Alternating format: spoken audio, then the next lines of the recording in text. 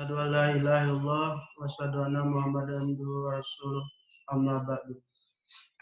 Segala puji bagi Allah yang telah memberikan kita nikmat yang tak habis-habisnya.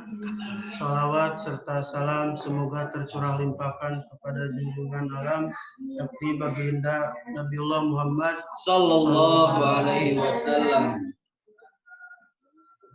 Sebelum itu marilah kita buka acara kuliah subuh ini dengan membaca basmalah bersama-sama. Bismillahirrahmanirrahim. Cara selanjutnya langsung ke penceramahan kepada Bapak Ustadz Ali Abdul Azim, dipersilahkan. Terima kasih Bapak Hasan, Saudara Hasan yang telah memimpin acara. Bismillahirrahmanirrahim. Assalamualaikum warahmatullahi wabarakatuh.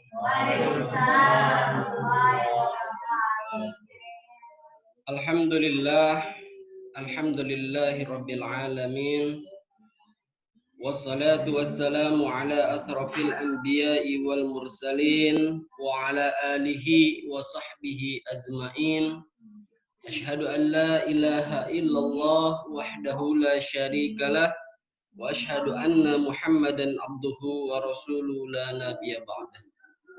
Allahumma salli ala Muhammad wa ala alihi wa sahbihi wa barik wa sallim wa ala alihi wa sahbihi ajma'in, amma ba'du.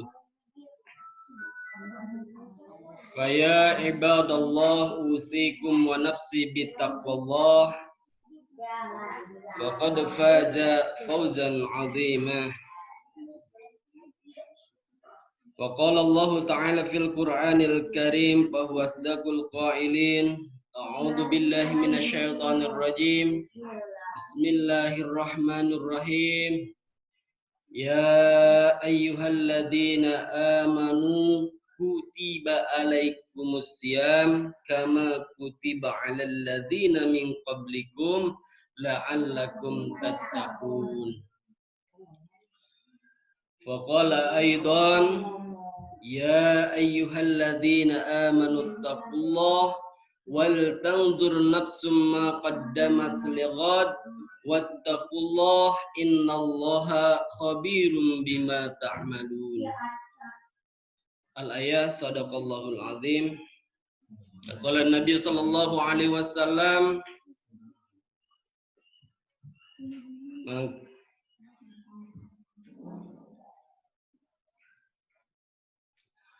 wa qala Nabi sallallahu alaihi wasallam man shoma ramadanan imanan wa ihtisaban ghufira lahu ma taqaddama min danbik.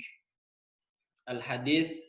Hadirin wal hadirah rahimakumullah, juga pemirsa streaming yang Allah muliakan. Alhamdulillah di pagi yang mulia ini kita masih diberi kesempatan oleh Allah Subhanahu wa taala untuk beraktivitas kembali setelah semalam kita ditidurkan, bahkan kita tidak sadar, dalam keadaan tidak sadar, kita tidak tahu apa yang kita mungkin lakukan di kesadaran kita yang pada malam hari kita tidur namanya. Nah, alhamdulillah setelah bangun kita sama-sama melaksanakan sahur, sholat subuh berjamaah, dan juga kita dilanjutkan dengan zikir dan doa, serta di pagi yang mulia ini kita bisa melaksanakan kuliah subuh. Dan alhamdulillah telah banyak dihadiri oleh santriwan wal santriwati Madrasah Nurun ala Nurin yang tetap setia mendengarkan tausiah. Tapi tausiah ini khusus ditujukan mungkin untuk, bukan mungkin ya, Ini khusus ditujukan untuk si pemberi nasihat sendiri. Nah, umumnya mungkin bagi yang lain, mudah-mudahan dapat bermanfaat. Insya Allah, tema yang akan kita sampaikan mungkin tidak lepas dari kultum tarawih yang kemarin sudah saya sampaikan, dan ini untuk mengingat-ingat lagi, kan gitu, yaitu betapa pentingnya sebuah catatan. Kenapa catatan itu sangat penting? Karena ya kalau kita menilik mungkin sebelum kita dilahirkan, bahkan kita ini semuanya sudah tercatat. Di mana? Yaitu di Lauhul Mahfuz. Nah, itu lebih ini lagi ya. Jadi catatan itu, sejarah tentang catatan itu ternyata sejak dulu bahkan Allah sendiri yang telah mencatat apa-apa yang belum Allah ciptakan, Allah sudah catat terlebih dahulu, yaitu di Lauhul Mahfuz. Kan gitu. Nah, juga tak kalah pentingnya bahwa catatan itu juga kita yang senantiasa diawasi setiap harinya, setiap detiknya, setiap saatnya, yaitu oleh para malaikat yang Allah tugaskan. Bahkan ada malaikat khusus pencatat, yaitu malaikat apa? Malaikat yang Allah beri tugas untuk mencatat amal-amal kita itu siapa? Malaikat Raqib dan Atid. Jadi ingat tuh bahwa setiap amal kita, setiap perbuatan kita, baik yang baik maupun yang buruk, kan itu pasti ada yang mencatatnya. Walaupun kita tidak mencatat, nah kedua malaikat ini yang Allah tugaskan khusus untuk mencatat amal perbuatan kita, tidak pernah lupa, mungkin seperti bagaimana kita, kan gitu. Kalau kita mungkin ya karena kita adalah manusia dan sifat manusia itu al-insan makhlul khata wan nisyan, bahwa manusia itu tak luput dari kesalahan bahkan lupa, kan gitu. Dimana ya baru mungkin jangankan 5 tahun ke belakang, 10 tahun atau 20 atau apalagi ratusan tahun.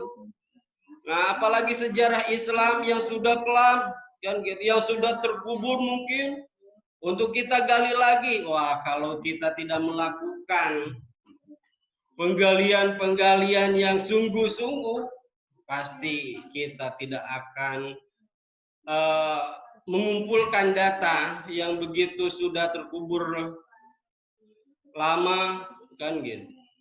Apalagi ya kalau kita tidak ketemu langsung dengan pelaku sejarahnya misalkan.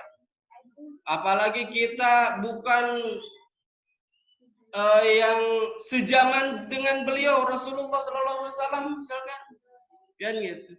Apalagi dengan para sahabat, dengan para tabi'at pun sama. Para tabi'at dan tabi'in yang mengikuti para tabi'in, yang mengikuti jejak sahabat dan Rasul. Wah, niscaya kita tidak akan mampu kalau kita tidak mungkin setia, dan berarti ada langkah-langkah khusus untuk melakukan pencatatan, bukan hanya berarti pencatatan amalia sebagaimana yang santriwan wal santriwati pegang hari ini gitu, yang dimana punya tugas untuk memperhatikan, untuk mengisi buku catatan amaliah Ramadan misalkan. Itu kan masih enak tuh, udah di mapping, udah dipetakan kan. Nah, saum dari mulai tanggal berapa nih? Dari tanggal 1 pastinya ya. Sepakat semua, saum dimulai dari tanggal 1? Sepakat. Nah, hari apa? Nah, kalau hari harus pasti nih. harinya. Berarti hari Jumat gitu. Berarti sekarang hari apa? Hari Kamis. Berarti udah 7 hari. Nah, sekarang yang ketujuhnya nih. Mulai mungkin kita sahur atau kita mulainya dari maghrib tuh. Sholat berjamaahnya kita melakukan enggak kan gitu. Kalau melakukan tanda tangan oleh imamnya langsung, tidak cukup dicukup kan gitu. Kalau itu bisa di mungkin yang enggak ikut berjamaah bisa aja. Kita ya, tapi kalau dengan ada aparat tuh lebih ini lagi gitu, lebih apa namanya? Lebih lengkap lagi datanya, akurat gitu. Wah, bener ini mah imamnya untuk imam maghrib Pak Deris misalkan kan gitu. Ada nih tanda tangannya. Oh ini mah beda. Oh ternyata aku mah nggak ikut berjamaah di masjid di rumah boleh?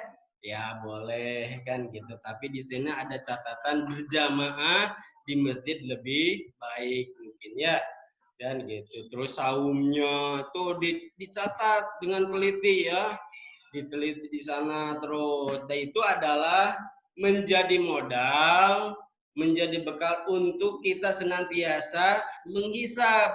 Karena menghisab itu tadi juga disampaikan dalam hadis Nabi kan gitu. Kalau kita saumnya, didasari dengan tadi iman yang pertama, yang kedua ihtisaban. Dengan ini maka Allah akan mengampuni dosa-dosa kita yang sebelumnya, bahkan Allah tadi ampuni firallahu ma taqaddama min dzambik kan gitu. Nah, akan diampuni senantiasa kalau kita didasari dengan alif apa tadi? Iman dan ihtisaban. Nah, bagaimana kita akan menghisab, menghitung-hitung apa yang telah kita lakukan kan gitu. Qiyamulnya atau qiyamul Ramadannya nih kita melakukan semuanya tidak kan gitu. Nah, itu kita coba dihisab, dihitung lagi kan gitu. Terus nih sudah nih kita nih dari awal niatnya kita, maka diingatkan setiap habis sholat tarawih dan witir kita baca niat, luruskan lagi tuh bahwa niat saum ini bukan karena bapak, bukan karena ibu, bukan karena orang lain, tapi karena Allah Ta'ala kan gitu. Nah begitu juga amal-amal yang lainnya kan gitu, sholat atau ibadah-ibadah yang lainnya, sholat, zakat, sodakoh kan gitu. Terus apalagi membantu orang tua misalkan kan gitu, bersih-bersih lingkungan, menjaga kesehatan diri kan gitu. Itu sama untuk kita, kalau kita niatkan hanya semata-mata karena Allah, dan insya Allah itu sampai kan gitu, bahkan tadi diterima amal ibadah kita. Bukan hanya itu, tapi Allah juga akan memberikan balasan yaitu ampunan kan gitu. Terus di ayat yang lain tadi jelas kan gitu, Allah Subhanahu wa taala berfirman dalam surat Al-Hasr yang di ayat 18 itu yang bunyinya ya ayyuhalladzina amanu taqullaha wal tanzur nafsun lighad wattaqullaha innallaha khabirum bima ta'malun. Kan gitu. Allah Maha benar khabir kan gitu. Allah Maha mengetahui kan gitu. Nah, kita yang tadi senantiasa lupa, kita yang senantiasa mungkin berbuat suatu kesalahan, tutupi kesalahan dengan kebaikan-kebaikan. Jadi, berbuat kebaikan itu adalah untuk salah satu menutupi kekurangan-kekurangan yang kita senantiasa lakukan, untuk menutupi kesalahan-kesalahan yang senantiasa kita lakukan, baik yang disadari maupun tidak disadari. Nah, itu dilakukan hanya semata-mata apa? Untuk kita senantiasa bermuhasabah, mengevaluasi ya, mengevaluasi jadi dengan adanya catatan, terutama tuh dengan adanya catatan kita senantiasa jadi teringatkan kan gitu, senantiasa teringatkan Kalau dulu tuh guru ngaji suka nyampein kan gitu. Kalau kita belajar kan itu jangan lupa bawa buku tulis untuk mencatat ilmu yang disampaikan oleh guru kan gitu. Kenapa? Sebab pentingnya catatan itu tadi kata guru disampaikan bahwa catatan itu bagaikan pengikatnya tali kan gitu. Karena ilmu itu lingas cek bahasa lama lingas tenaon liar gitu sebagai seperti binatang buruan ilmu itu binatang buruan kalau udah dapat kan gitu lalu diikat dicangcang lamun bahasa Sunda namanya dicangcang di talian tuh nembe eta teh bayi binatang buruan teh moal kabur gitu. Nah si catatan itu menjadi talinya, menjadi pengikat supaya tidak ilmu yang sudah kita dapat tidak lari lagi. Kalau kita lupa misalkan bisa lihat lagi dalam catatan kita. Termasuk ya ketika amal kita nih hari ini kan untuk mengukur hari ini harus lebih baik dari hari kemarin teh. Berarti kita harus punya alat mengukurnya apa ya itu catatan. Gitu. Nah kalau catatannya kita mungkin jelek, nih bagaimana nih hari yang berikutnya supaya bagus. Kan itu otomatis menjadi modal tadi ya, menjadi modal. Nah, dan bukan hanya catatan itu, bedanya dengan tulisan, kalau tulisan itu lebih spesifik ya, mungkin langsung ke berbagai media lah bisa itu mungkin sekarang itu di HP, laptop kan gitu, terus di buku, kalau dulu enggak di batu, terus di pelapah korma, di daun-daun gitu. Dulu mah untuk menulis kan gitu, ilmu yang didapat, ilham mungkin atau wahyu yang didapat, nah itu untuk mengikatnya itu untuk supaya kita tetap ingat akan sesuatu yang kita dapat, nah dicatat atau ditulis melalui media batu, kulit kan gitu, kulit kayu, terus daun-daunan yang bisa dijadikan media untuk menulis. Nah kalau mencatat ya tadi catatan mah itu mah lebih luas mungkin itunya. Bahkan tadi disampaikan kan dalam mungkin sejarah sebelumnya, bahkan kita sebelum lahir pun sudah ada catatannya tuh kan gitu. Di mana lauhil mahfuz dalam bentuk apa mungkin? Ya, emang media secara ininya kalau yang kita nampak zohir ini kan ada buku dan pulpen atau pensil kan gitu. Nah, bahkan di surat Al-Kahfi itu di ayat yang terakhir kedua di bawah dari halaman bawah itu bahwa di sana disebutkan kata Allah, tadi ya dilihat dulu ayatnya surat Al-Kahfi surat 18 Al-Kahfi ayat 109 kalau enggak salah. Ya. Nah, a'udzubillahi minasyaitonirrajim. Qul law kana al-bahru midadan li kalimati rabbi lanafidal bahru qabla an tanfadha kalimatu rabbi walau ji'na bimislihi madada. Yang artinya katakanlah wahai Muhammad, seandainya lautan menjadi tinta untuk menulis kalimat-kalimat Tuhanku, maka pasti habislah lautan itu sebelum selesai penulisan kalimat-kalimat Tuhanku. Meskipun kami didatangkan tambahan sebanyak itu pula.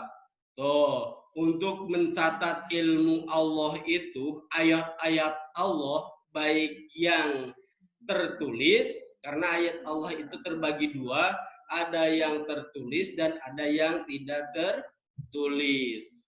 Yang tertulis dalam bentuk Alkitab atau Al-Quran yang banyaknya berapa? Surat 4 Quran ayatnya 6.000 sekian ya. Ada yang membulatkan 6.666 ayat, kan gitu. Tapi yang akurat kemarin yang pertama disampaikan oleh Pak Eko berapa? 6.256 ayat. Tuh.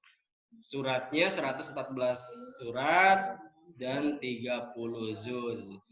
Nah, itu. Kalau ayat Allah yang tidak tertulis yaitu alam semesta kan gitu, termasuk kita nih, ini ayat-ayat Allah. Kalau kita mau membaca, nah nanti ada hubungannya kan gitu.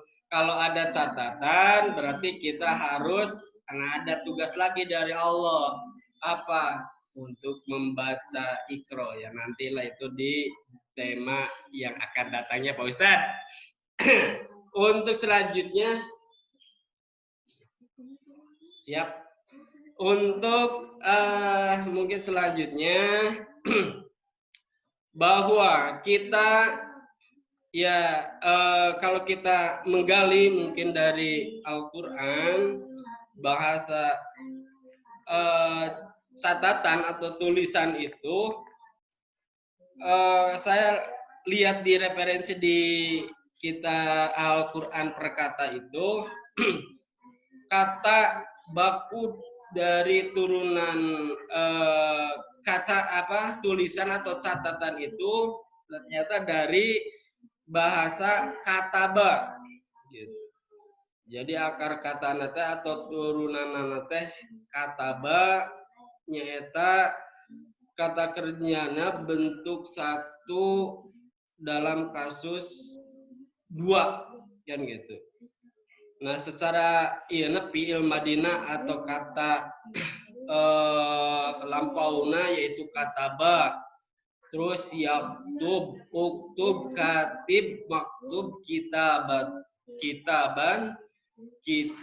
katban kan gitu. Itu yang kita gali dari sana, ternyata secara pengertiannya pun itu berbeda-beda gitu. Jadi ada tulisan, ada catatan, ada juga ketetapan gitu, ketentuan.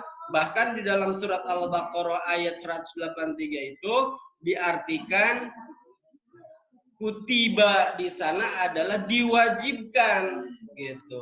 Jadi itu banyak pengertiannya dalam bahasa Arab mah kan itu dalam Al-Qur'an itu. Tapi catatan di sini yang pastinya dari sebuah catatan yang kita lakukan setiap harinya mungkin, dan itu nanti kalau kita kumpulkan itu bisa menjadi buku. Nah, kalau firman-firman Allah menjadi Alkitab gitu ya, menjadi Alkitab. Atau nanti kalau bacaan apa bahasanya jadi Al-Qur'an dari kalimat qira'a. Nah, sekarang yang kita bahas ini tadi adalah mengenai tentang pentingnya sebuah catatan. Jadi hadirin rahimakumullah, juga pemirsa yang masih setia menemani kami, Bapak Yep yang hadir juga nongkrong, alhamdulillah ya kan gitu. Betapa pentingnya sebuah catatan. Nah, catatan itu tadi tidak hanya dalam bentuk tulisan di buku, tapi di ingatan kita, di hati kita. Nah, yang terlebih di hati itu diperlukan hati yang bersih, hati yang kotor,